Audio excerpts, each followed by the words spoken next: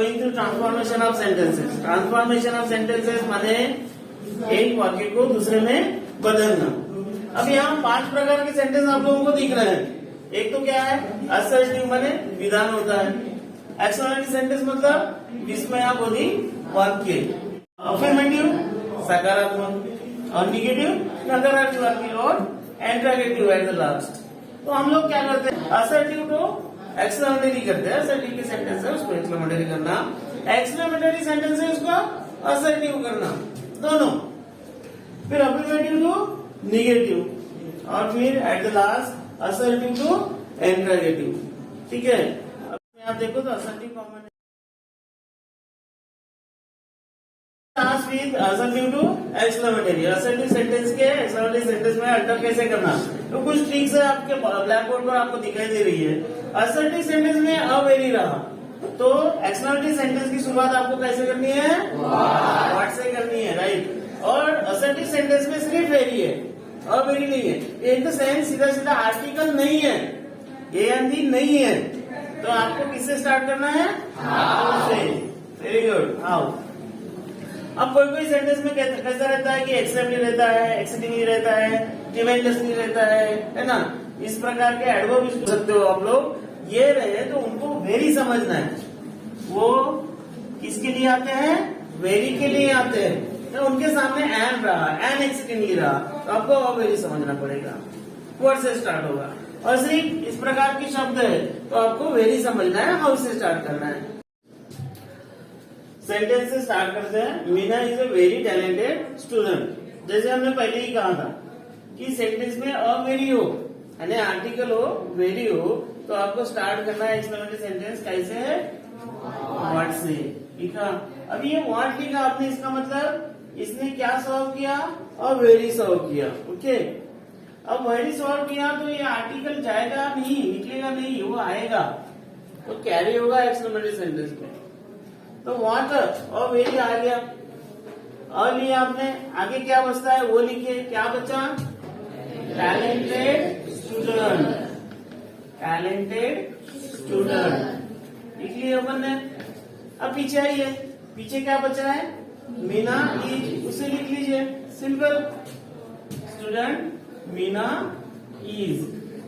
और don't forget when you are writing someone's name, noun आता है, प्रॉपर नाउन आता है ना, कंट्री नेम और anybody's name, the first letter always must be in capital letter. Okay, second one, I am extremely lucky. I am extremely lucky. अब very है क्या, very है क्या, लेकिन हमने देखा कि ये एक्सट्रीमली क्या सॉल्व कर रहा है, वेरी के लिए आया है, इसलिए क्या लो, हाउ से स्टार्ट करो। हाउ, तो यहाँ आर्टिकल नहीं है, नहीं आएगा। उसके सामने क्या है, लकी। आजकल डॉग का भी नाम रहता है लकी। How lucky. पीछे आइए, क्या बचा, आई एम, लिख लिया, एक्सक्लेमेटरी मार्क दिए, सिंपल।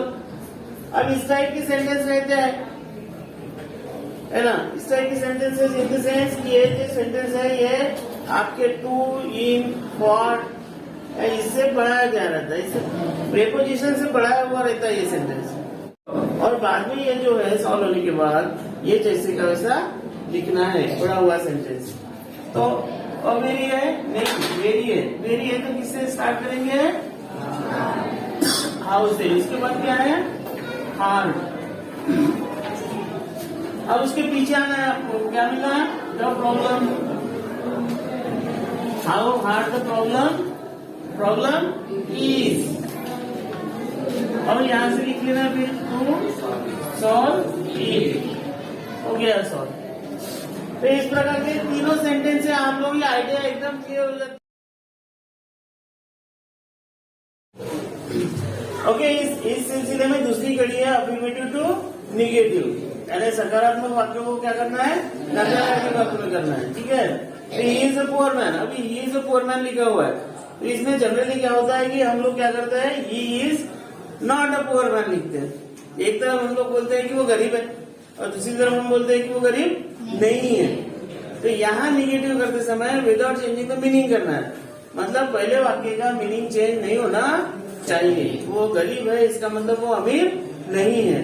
इसीलिए यहाँ पे जो आया हुआ एडजेक्टिव है उसका क्या लेना पड़ता है, अपोजिट लेना पड़ता है, उसके सामने नॉट लगाना पड़ता है।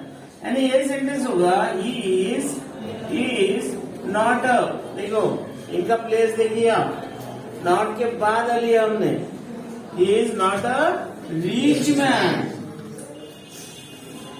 ओके, उसी प्रकार से दूसरा है, दूसरा सेंटेंस में it is a difficult task, it is a difficult task, कठिन काम है, कठिन काम है इसका मतलब सरल नहीं है, कठिन है इसका मतलब सरल नहीं है। तो ये डिफिकल्ट का अपोजिट लेना पड़ेगा। क्या है डिफिकल्ट का अपोजिट, इजी। तो इट इज नॉट, अ नहीं होगा, एन आएगा, एन इसलिए आएगा क्योंकि इजी लिखने जा रहे हैं हम लोग। गॉट इट, अरे गॉट इट, इजी है ना, ई ए आई ओ यू, एन आएगा। It is not an easy task. अब सभी जगह आप लोगों को ऑपोजिट लेना है ऐसा नहीं है, इस तरह के सेंटेंस रहते हैं। अब देखो निगेटिव करना है इसका मतलब हमको क्या अपेक्षित है, हमको नॉट अपेक्षित है। निगेटिव का मतलब क्या होता है, जिस सेंटेंस में नॉट है, नॉर है, नो है, नोबडी है, नेवर है, नीदर है, नॉर है, ये नकारात्मक शब्द जिस वाक्य में आते हैं उसको हम निगेटिव बोलते हैं। अब यहाँ पे वैसे ही करना है हमको, everybody was present, everybody was present that means nobody was absent, ठीक है ना, यानी सब लोग उपस्थित थे इसका मतलब कोई भी अनुपस्थित नहीं था। तो नोबडी इसका मतलब यहाँ पे नॉट नहीं है तो यहाँ पे लिया हमने नोबडी, नोबडी वॉज एब्सेंट, ठीक है ना। आ गया नो, निगेटिव हो गया, इसको भी सॉल्व किया। अभी इस तरह के सेंटेंस रहते हैं। यहाँ पे सहायकारी क्रिया बोलते हैं, आप लोगों को पता होगा नॉट कभी भी सिंगल नहीं आता। यहाँ सिंगल था क्या, नहीं, इज था, यहाँ पे भी इज है, यहाँ पे भी क्या आएगा, वॉज है, बट इधर भी वो सिंगल नहीं आया है। यहाँ ही फेड इन द एग्जाम, यहाँ कॉन्सेंट्रेट कीजिए, आपको सब्जेक्ट लिखना होगा, ही लिखा हमने, फिर ये क्या है, सेकेंड फॉर्म में है फेड, इसका मतलब क्या आएगा, डीड आएगा, डिडंट। और इसका अपोजिट लो आप, फेड का opposite pass, pass the exam. अब ऐसे ही सेंटेंस आप लोगों को पूछे जाते हैं, he is unable to win the match, he is unable to win the match. हमने अनेबल टू कब लगाया था, कौन सेंटेंस में लगाया था, कैन और कुड के सेंटेंस में लगाया था। और इस रहा तो हम लोग कैन लेते, फिर लो बिंदास, ही कैन, कैन की कैन के साथ क्या लगेगा, not, he can not win the match. फिर इसको ऐसे भी सॉल्व कर सकते हो आप कि he is not able to win the match, he is not able to win the match, यहाँ पे नॉट ले सकते हो, क्या लेना पड़ेगा, ठीक है। लास्ट सेंटेंस हम लोग देखते हैं कि डिसलाइक द आइडिया, इसका मतलब ये है कि उसको वो आइडिया पसंद नहीं है, ना पसंद है इसका मतलब पसंद नहीं है, ना पसंद है इसका मतलब पसंद नहीं है। तो दे, फिर से ईडी है, सेकेंड फॉर्म है, डिडंट लाइक द आइडिया।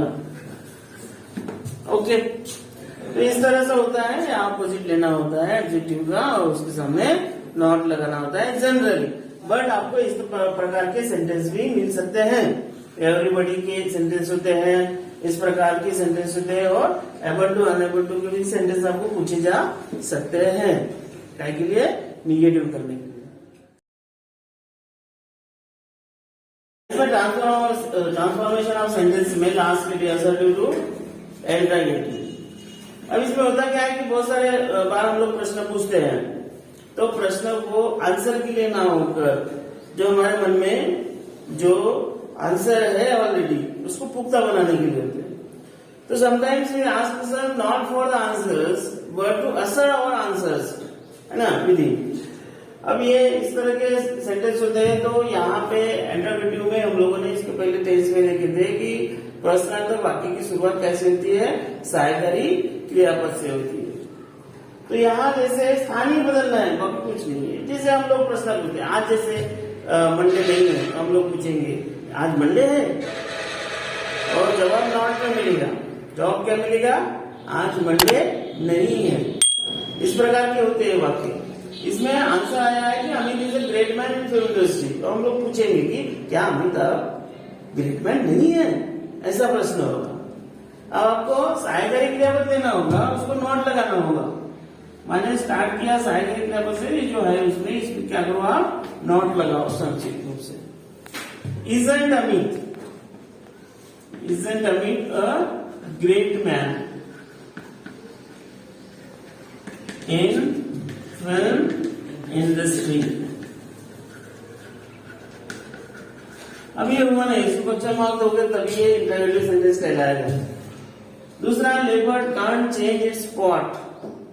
यहाँ नॉट नहीं था इसलिए हमने लिए थे, यहाँ नॉट है इसलिए नहीं लेंगे। सीधी सीधी बात है, सेंटेंस में नॉट है तो मत लीजिए, नहीं है तो लीजिए। और वो किसके साथ आएगा? सहायकारी क्रियापद के साथ ही आएगा। तो leopard can't change it's spot, that means can say start करना है। कैन लेपर्ड, अब यहाँ नॉट है नहीं लेना है ना, आगे का लिख लो।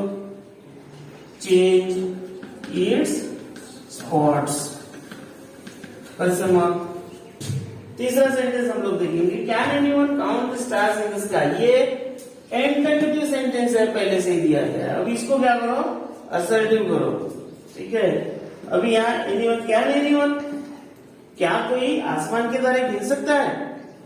नहीं गिन सकता ना, यानी nobody can count the stars in the sky, ठीक है। यहाँ नॉट है, क्या दिखाई देता है? क्या नहीं, फिर यहाँ नॉट लेना पड़ेगा। और शुरुआत नहीं लेंगे हम लोग, ये इस तरह से होगा, nobody can count the stars in the sky। ये प्लेन सेंटेंस हो गया है, असर्टिव हो गया। ये असर्टिव थे, इंटरोगेटिव किया, ये इंटरोगेटिव था, असर्टिव किया। Okay, that's all, thank you. Friends, if you have visited for the first time, don't forget to subscribe my channel.